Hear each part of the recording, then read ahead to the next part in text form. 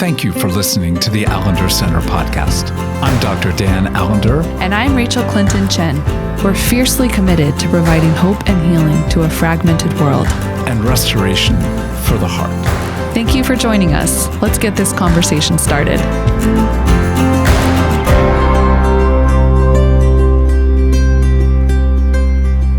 Rachael, I love this series because to think about what it means to live a life worth not just living, but inviting others to the goodness of the story of God. We've captured a few key elements, and the one I've been looking forward to maybe the most is this concept of kindness. And we've been interviewing some remarkable people, but I think we've got two of the most remarkable people I know, especially in the realm of kindness. And I wonder if you want to do you want to just introduce one of those persons? Sure. So sitting beside me to join us in this conversation is my incredible husband, Michael S. Chen. I'm sorry, the Reverend Michael S. Chen. And I would say he is an incredibly kind man. And I look forward to talking more about kindness. As I mentioned in a previous podcast, I think kindness is so disruptive for our good. But I think we often think about kindness as niceness or hospitality, which I think are a part of kindness. But so when I say he's an incredibly kind man, that means something.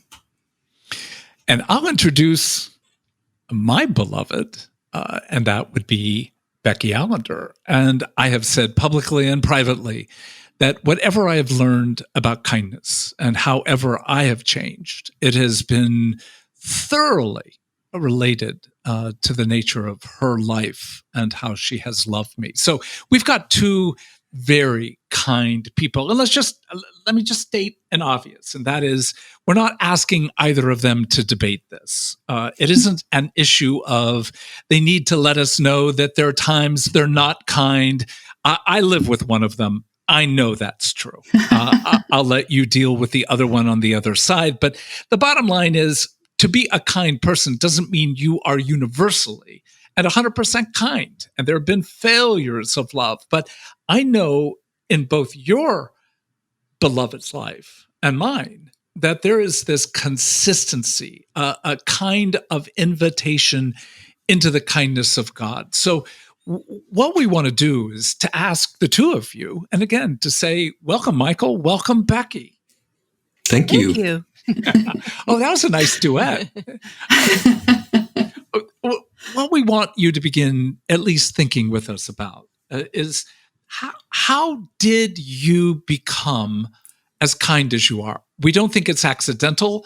Obviously, there are factors of each of your lives, but there has to be some sense of intentionality for kindness to grow in the way that it has in both of your lives. So how did you become, both of you, how did you become kind? Michael, you go first. That's clever. Well, I love this question because, as you look at social media and a lot of conversation and dialogue out there, there's just the admonition to be kind. And I think that comes with the assumption that being kind is not easy. It's not taken for granted. And why is that exactly? And I think about over the last couple of years, as I've been listening to the Allender Center podcasts, and the talk about trauma. And I find that my thoughts go toward understanding kindness in relationship to trauma and the need to kind of hold on to ourselves in those moments of fight, flight, and freeze. Not only to extend kindness, but to receive kindness for ourselves in the sense of if we haven't tended to those traumas, I'm not sure if we can really give it in a true way. And so I've really appreciated, I think, the last couple of years and thinking about more deeply about my own personal story and trauma, and regards to what it means to heal. And I think the language of kindness and the kindness of God that leads to repentance for me has been really learning to tend to trauma, to listen well to others, to be able to see that in others in a reciprocal kind of way. I really like that because I think with my work at the Allender Center, that verse, the kindness of God leads to repentance, was always somewhat of a mystery to me. And then through tending to my story and understanding the trauma within my story, I realized, well, I had to cooperate with God in being kind to myself. I had to realize it's actually okay to buckle my shoes, rather put on a pair of flip-flops. Like I could take 30 seconds and buckle one shoe and 30 seconds for the other. That's how unkind I would be, with all sorts of details. And now I know that it's okay to take 30 seconds to buckle a nice shoe and look nice, if that makes sense. It's kind of the brass tacks. Again, with the work with trauma in my own story, it was easy for me to recognize that my mother was a difficult and impatient woman. And I always would focus on her reasons why she was that way. Many people, parents of the Great Depression, know that it was a hard time and they didn't have a lot of attunement. They didn't have tending to. And even the fact that she skipped 2 grades, I think kept her very anxious, kept her always trying to strive and keep up. And then once marrying my father, like there was so much to try and do in her new standing. And I received a lot of her anxiety, her impatience. It was such that my father was really the one who would wash my sisters and my hair, or if one of us were sick, he would get up with us. So he was more of a picture of kindness to me and in the unkindness of my mother. But as a child, you love your mother. So it's really hard to separate the two, but realizing a lot of her trauma and difficult ways of being in life was because of not being tended to. But it gave me great understanding for empathy, not only for the other person, but eventually for myself. And I think for me, thinking about the trauma that's related to immigration. My parents came over from Taiwan, both out of poverty, and came over to work hard for education and to make a better life. And so when I think about the level of fragmentation and cutoff that they experienced in the trauma related to immigration, I just think, they did everything that they could.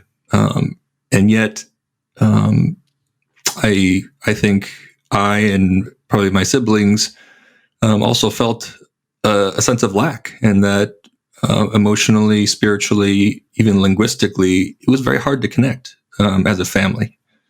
And I think out of that trauma, looking for places where I could process meaning, what it meant to be Asian, who I was as a person, those places weren't found in my family. I started to find them in the body of Christ, in the church, in other places. And so I started to experience a real kindness in it that I think gave me a freedom and safety to connect the dots of who I was, who I am, who I'm called to be. And so I think the contours for me, I've been thinking a lot about just the heartache of immigration and leaving one's sense of home to try to create another one. Comes with so many different complications. And, I honor my parents for all of their hard work. And yet there was such, I would say, so many deficiencies as well. Well, the wars that you both suffered, obviously, I hear both of you say that in many ways, the heartache opened the door to desire and to offer kindness, certainly to others. But a lot of us would not initially say of ourselves that we were kind, and we also had trauma. So I would want it to be the case that trauma set up people to be kinder, as it did in both your cases. But that's just not often the case. So what else within both of your lives would have drawn you both to become very kind people? I do think, as I mentioned, I think the local church body, to me, was unusually gracious and kind. And I was someone who really kept the church at arm's length for as long as I could. And I think back now just to the faces of youth pastors and phone calls from youth volunteers that pursued and wanted to make space for me to process. And to me, that was an incredible kindness, in that I can connect names and faces to the experience of kindness that's connected to the body of Christ. And so I really hold that kindness and the resilience that comes from kindness is really a communal endeavor. Yeah, and I would say that I love Jesus from as long as I remember. I was in the church a lot. I loved Jesus. However, I felt embarrassed of my parents often in the way they would speak to people. And to me, that was a disconnect with what Jesus would have wanted. But yet I would say also in my teens and young adult life, there weren't any people from the church or the body of Christ that were connected to me. So that's a little different. I wish there had been. Well, in some sense, defiance, at least I see that in your life, Becky, that you saw what the lack of kindness brought into people's lives. And I think there was something in you that just said, hell no, I'm not going to operate in the same kind of demeaning manner that often came from your mom. But I think as you two ponder this, are there times that your own kindness unnerves you? Well, yes. I mean, in good ways and bad ways. I remember one of the very first nights I was volunteering on the streets of Seattle with late night outreach, and we would be on the streets from 9:30 to 2:30 in the morning. And this first or second time I was there, my supervisor said, "Shield her." And I knew right away which prostituted woman, young teen, that I needed to stand in front of. And I remember thinking, well, I felt called to be there that evening. We had all prayed as a team, and I thought this would be an unusual way to die, because all I could think of is bullets coming. But, you do that in the moment. And so that is one extreme that astounds me. I think just my experience as an Asian American growing up in the Midwest, I've known kind of some of the heartache and the loneliness of not having a lot of people who look like me, who share the same story and have thought very deeply about identity and belonging, and so I'm very sensitive to, I think, the outsider and kind of people on the margins. And I remember walking up in Philadelphia, walking kind of late at night, and heading toward me was a man looking for a confrontation. And I tried to step out of the way, but he stepped with me. And I said, okay, this is my moment here to try to extend some kindness. And so I just said, okay, what's your name? And he had kind of a wild, almost drunken look in his eye, but he was startled. He was very startled by my question when I asked him his name. And he said, my name is Africa King. And then he asked me my name. And before I got a chance to answer, he said, you are China King. And he promptly got down and started kissing my feet.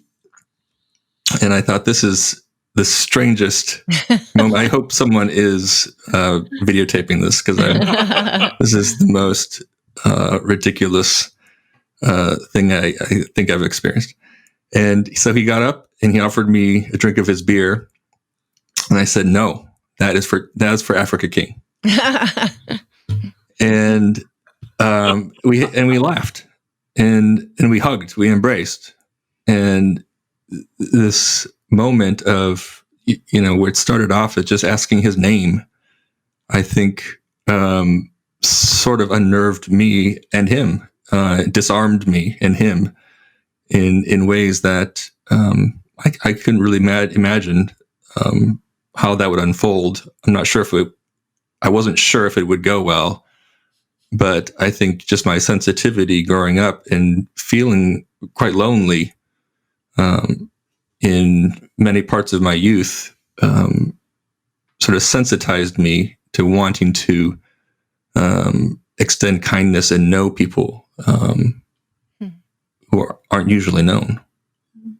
Well, the obvious sentence of he was wanting a defensive response. And if you had defended in any form, I don't mean just aggressively defend, I mean just tightened and push back, it would have been, in many ways, a dark confrontation. But the reality is, your kindness offered one of the most important gifts that we give to the world, and that is a name. When you look at so many of the protests, there's been this call: say the name. Don't just talk about the harm that has come to an individual or even to a community. Speak the name. So that I don't know how to say it better, that you can't plan to be able to do that. There has to be something within your own heart that knows that defensive responses are always going to elicit and in many ways entice some degree of violence. And for you to do that in that context, I just think is, for both of you, so sweet. So from the more abstract to, in one sense, a very specific, how have you both seen kindness engage your spouse? And certainly, as the spouses, we're glad to encounter your kindness, but how have you both seen your kindness change your spouses? Well, I think it's through just knowing, like, if you come home a certain way, I'm going to meet you with lots of kindness. And do you want this? How was your day? I mean, I can read your face or your mood. And I think that was just very natural. I don't know if you're wanting me to say more, but I mean, I don't really like fighting with anyone, but let alone you. So I love you. It comes because I have a heart of love for you. And I see a lot of what you do, and I really respect you. Well, and again, this is where I would probably push back a little bit to say that there's times you are so freaking playful with me and undermining my irritability, my arrogant presumption, etc. And you catch me off guard so often with this interchange of not being defensive, but on the other hand, pulling the rug out from under me. So well, I mean, I think when we were first married, you would lose your keys twice a day you still lose them. And so like, you have to be a little playful, like, the one where you left your keys in the freezer with the ice cream, because I could hear you open the freezer from being upstairs. So yeah, I mean, it is fun to be playful. And I think, I mean, I like harmony, so I don't really like to keep angry towards you. So I'll figure out a way. But Becky, I think you said there what I love, that you have learned to read him well. And to me, that is such a great kindness to have someone read your life to read your face, to and ponder. Yeah. Oh, thank you. I mean, there's telltale signs at the end of every semester. He's been teaching for a long time. So I know the seasons of, I'm not going to say anything because he's at that end. I know when it's okay to be playful and not usually, and sometimes I'm ready for a fight. Don't get me wrong.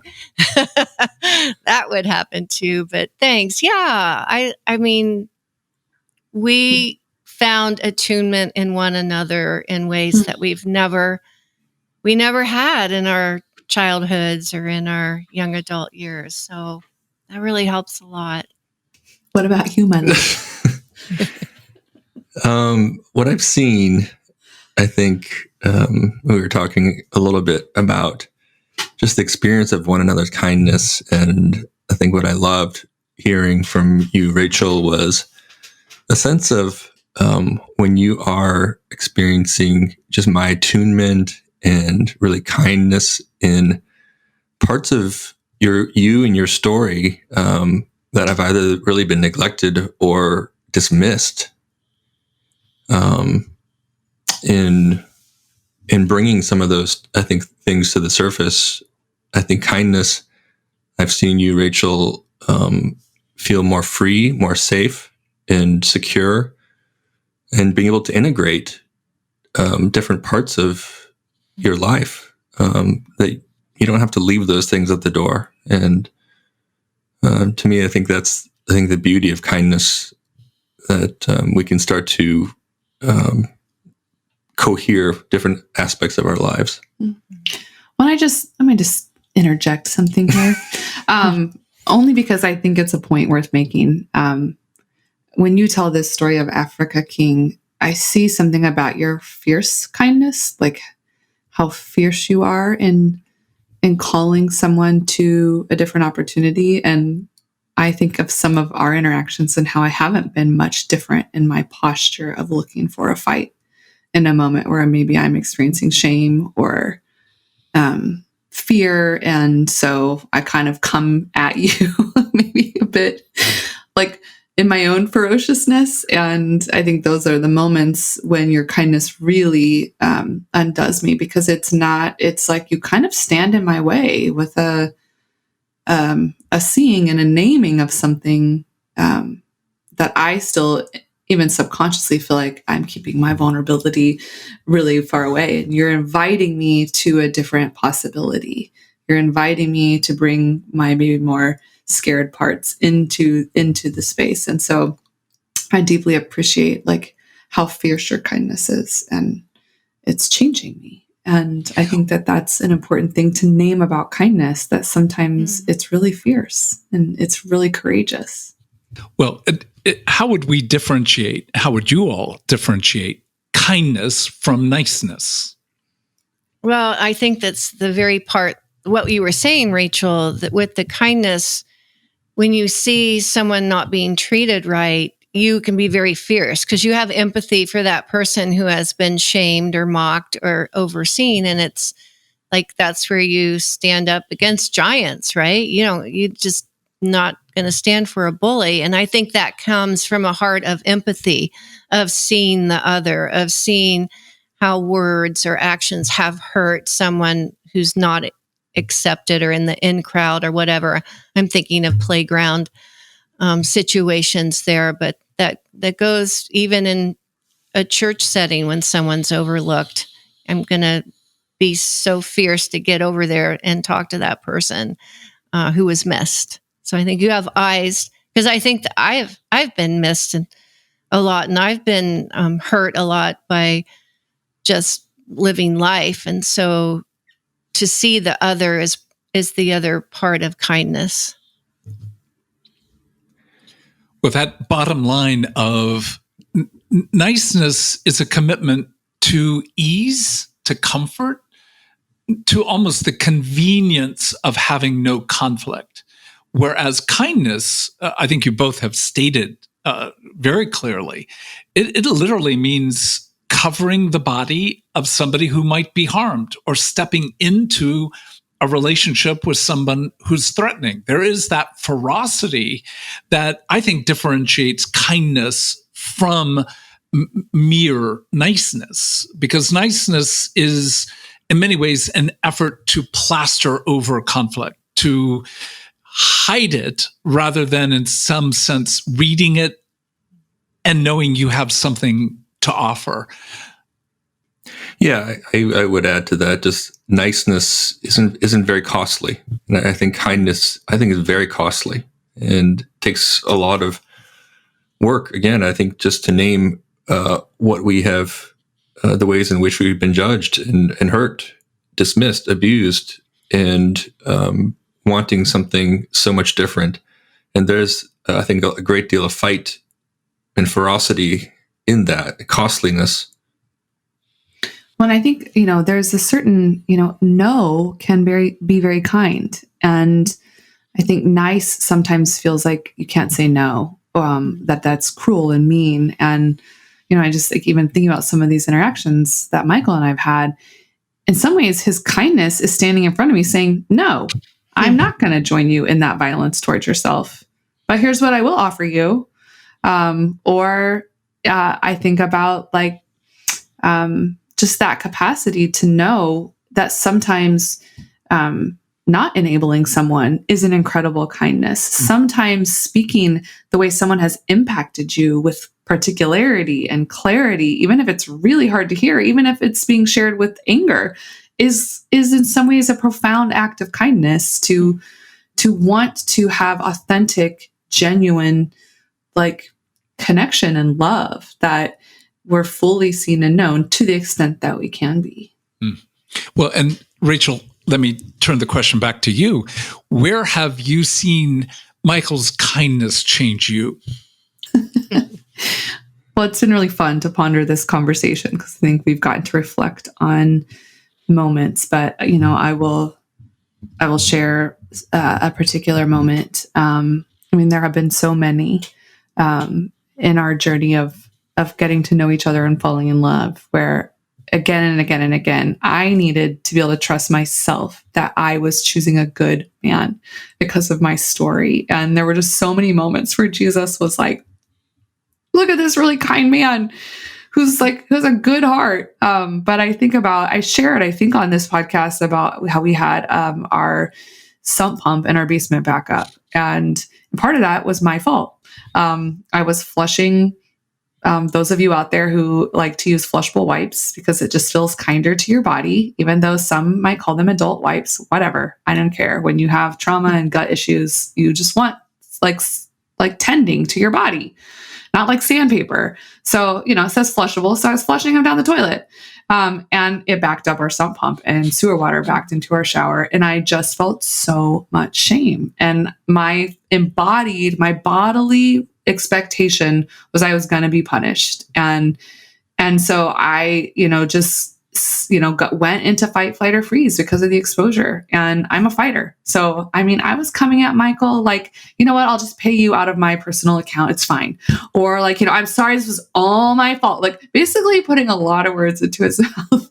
And always in a fight, let me just kind of jab you. And then I would run up the stairs, and I'll also leave. So you can't really engage me. And I just think at some point he was like, I don't need any of these things from you. And I'm really curious, what is happening for you? Because you're trying to fight me, and I feel like you're trying to invite me into violence. And maybe that's not exactly how you said it, but that's how I experienced it. And it led to me having to really ponder how much safer, in some ways, contempt would have felt, how it would have reinforced just the contempt I was already pouring on myself, and how scary it was to move toward vulnerability. To not quite know how to ask for what I needed because I don't have a lot of imagination yet for what kind of care I need in a moment where I feel really exposed and I made a mistake and I'm going to cost us money. And that for me was a moment of just his kindness really undoing me and inviting me to a different possibility. And then that led to a lot of grief, because I had to reflect on why is this the way I respond so instinctually? And And so, yeah, it's a moment. Kindness can disrupt the familiar. Yeah. And I think that's a really hard, really beautiful process.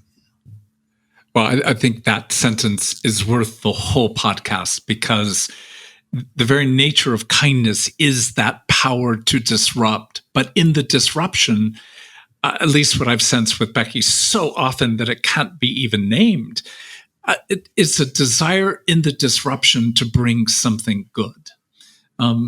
Around Father's Day, Becky said, as we were taking a walk, you have been a really good father. And my sentence at that point was very dismissive. And she stopped mid-walk, looked square me in the eye, and said, you have been a very good father. I don't want you to dismiss not just me, but what you've brought to your children. And that moment of just looking and going, oh, okay. I mean, I wasn't terrified, but there was something in her voice, face, and honor that just felt so difficult to receive. And yet in the receiving, in one sense, it was the best portion of Father's Day. I love the phone calls from the kids, but the blessing that she brought, and the ability to disrupt the dismissiveness. So I hope people are getting a sense that there is this complexity to kindness, the ability to read, the ability to interact, the ability to disrupt, but also to invite into a goodness that we are all, to some degree, as much as we may desire, we're also reluctant to receive. Mm-hmm. Well, before we end, I'm just curious as to how kindness has drawn the two of you, but all four of us obviously can respond. How has kindness drawn you into the heart of God? Well, I think when you are kind, it reflects the Father's kindness. I don't deserve kindness all the time, but most often, I get it from you. And it's just such a great gift from Jesus that he allowed us to meet and fall in love. And it's like the biggest thing in our lives. Yes. Well, for me to add that, I just don't believe that God is kind. I mean, I do. Yes, I do. No, I don't. And the fact of my ambivalence with regard to kindness, there's no one who continues by the presence of kindness to disrupt my deepest desire. I mean, in one sense, I would prefer kindness to any honor in the world. I would prefer your kindness, after I finish a talk or any other engagement, the only eyes that matter are yours. And because you've told enough truth, I know that the niceness isn't nice. The kindness actually tells the truth. But when that truth comes, there is something in my own heart that just says, I can rest in a way that a rather frenzied man like me doesn't tend to have a lot of rest. But that kindness lets something of my soul receive and let down in a way that nothing else quite ever brings that level of joy. I love the Greek word for kindness, Christos, is the Greeks used to talk about that in terms of vintage wine, old wine that has aged well. And that's meant to be in contrast to kind of the harshness of new wine and the harshness of the Pharisees. And I think about the experience of kindness in Jesus as one, I think, very similar, of knowing that there's a sense of safety, a gentleness that will lead to, I think, a new imagination, a new experience, more playfulness. So I just think there's just a lot of ways to think about kindness in terms of, what safety brings and what gentleness can bring. Well, it just feels like that. Just that sense of kindness changes us. It provokes and evokes hope. It invites our imagination to not only want more, but to want to create more. And so I think for me, that language of the kindness of God leads to repentance. It is meaning more and more to me as I experience kindness in the tangible of what it means to be welcome, of what it means for someone to want your goodness. And I think the rest that comes with that kind of grace, but then also the change and the transformation and the desire to risk more, to live more courageously in kindness with others. I think it is a very, very powerful human capacity that obviously flows from the heart of God. Well, for all of us to be able to say, your kindness, Michael, Becky, it's been a presence, and I won't speak for you, Rachel, but certainly for me, it has revealed my own absence of kindness, but also exposed that I long to be a very kind person. And so that contrast of, I'm not kind, I want to be kind, actually, I'm far kinder than I would have known. And to have the presence of people like Becky, like Michael in our lives, I don't think there's any simpler way of putting it. It draws us to the kindness of God. And what would it be if we were, as individuals, marriages, friendships, but in a broader sense, as a culture, if we were kinder? What would be the transforming power, not only in terms of trauma, but the larger category of racial trauma, what the categories of a culture literally polarized into levels that some people are arguing is the basis of an eventual civil war?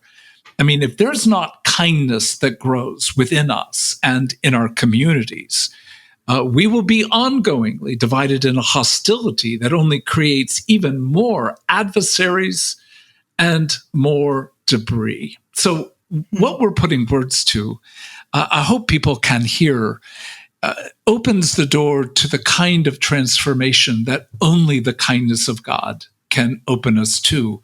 But that kindness needs a face for it to become even more real than what we know to be true as the scriptures speak. We need one another's kindness.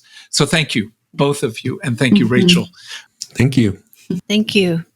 I wanted to take a moment as we depart to tell you about a few opportunities that I really want to make sure you know about. So if you've been looking for more ways to get involved or interested in diving into some of your own story work, we wanted to let you know about some exciting new opportunities happening here at the Allender Center. I don't know if you've already heard, but we just launched a brand new online course called To Be Told with the one and only Dan Allender. It's the same content as our conference, but now available for you to watch at home at your own pace. If you've ever found yourself asking, where is God leading me? Or why do I keep repeating the same patterns and ending up in the same types of relationships? I cannot recommend this course enough. You will be invited to love boldly, make sense of your story, find healing, and make changes that last. Speaking of changes, we've had quite a few over the past few months, as many of you know, and one has been that many of our trainings and workshops for the year ahead are now being offered virtually. So if you've not been able to attend because of travel requirements, this is a truly unique opportunity to take advantage of. The first I want to tell you about is Story Workshop, one that you've definitely heard Dan and I talk about here on the podcast. This workshop invites you to look into the themes of your life in order to understand, write, and tell your unique story in transformative ways.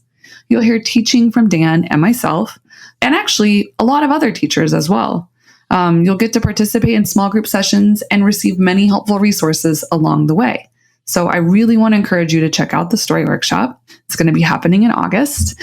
The other is our certificate in narrative focused trauma care level 1, which takes place over the course of 4 weekends throughout the year and offers training to therapists, pastors, ministry leaders, stay-at-home moms, engineers, and many other advocates committed to working on behalf of healing and redemption. You get to learn from members of our teaching staff, and you participate in a healing process yourself with a group of people under a seasoned facilitator. Both the story workshop and the certificate require applications, so check that out. You can find that on our website at theallendercenter.org, along with information about our new online course.